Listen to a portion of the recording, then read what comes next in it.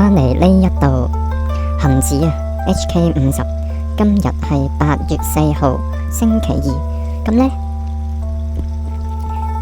一段呢，就係5月15號禮拜五呢1小時圖嘅，有一個 fair value gap， 佢係未 balance 嘅。咁有一啲好有趣嘅地方就係到今日呢一度呢，見到有琴日星期一啊一個前頂啦。今日夜期呢做咗一個 range， 咁就睇1分鐘圖佢發生啲咩事啦。呢度有個 range 喺度啦。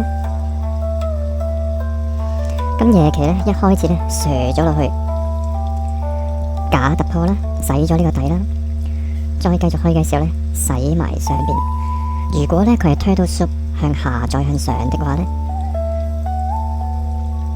理應呢就係呢一段破結構噶嘛。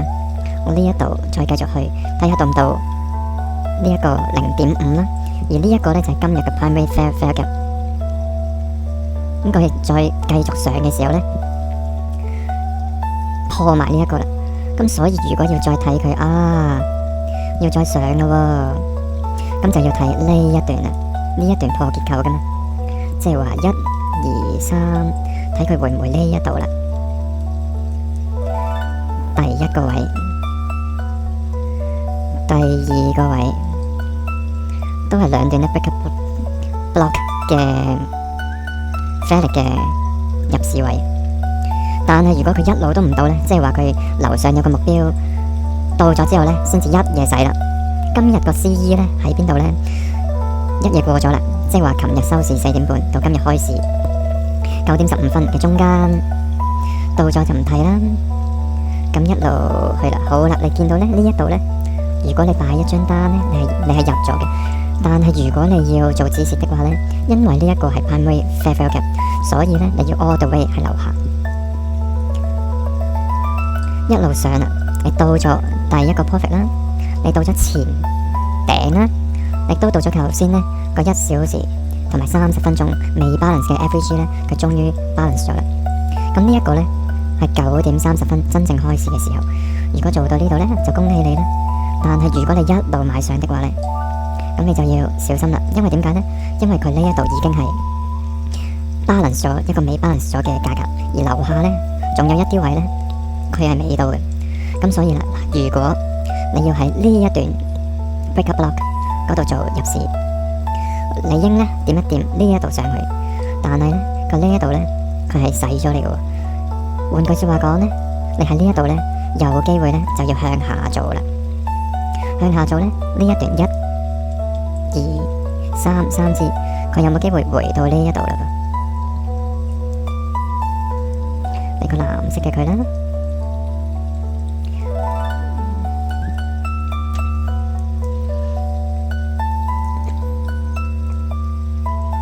止蝕呢就擺喺呢一支竹嘅樓上。好，一路呢都入唔到啦。到呢一度呢，佢亦都出現咗一個 break block， 之前一支，之後一支，呢一度啦，又係另外一個入市位啦。嗱，你見到呢而家呢先至洗到呢一度，而成件事呢調翻轉呢，就係 primary fair value gap 嘅樓下。primary fair value gap 以上就睇上，以下呢其實就睇下，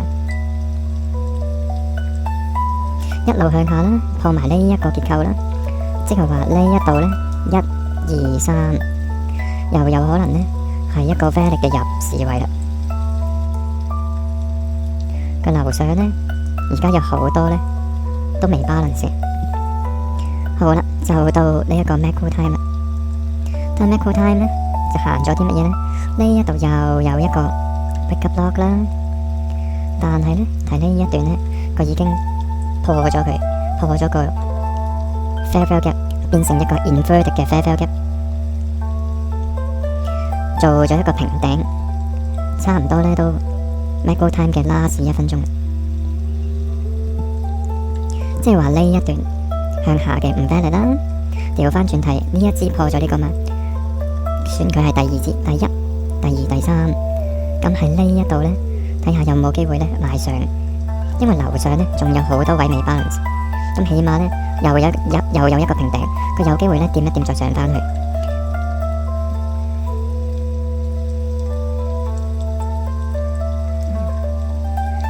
緊掂咗啦，個目標喺樓上啦。好，第二個 macro time 嚟嘅。好啦，到咗呢一個目標啦。咁2次 macro time 咧就完啦。咁好快咧就睇埋午市啦。12點鐘，好，午市咧就呢度瀡咗落去午市嘅 fair value gap 啦。所以如果到位你唔識的話，或者剔包數的話咧，佢就變咗打到嚟，或者係由贏變輸嘅。而呢一度咧，頭先係咪話喺呢一度你可以入市嘅？咁即係話，如果呢一度入的話咧，你亦都可以睇佢呢一度係入市噶嘛。調翻轉呢一個就係你第一個 take profit 嘅地方。好，繼續向下啦。咁就大概咁樣樣睇到呢度啦。而呢一度咧係好 interesting 嘅，因為係一開始頭半個鐘最快見到嘅一個地方。好，be safe。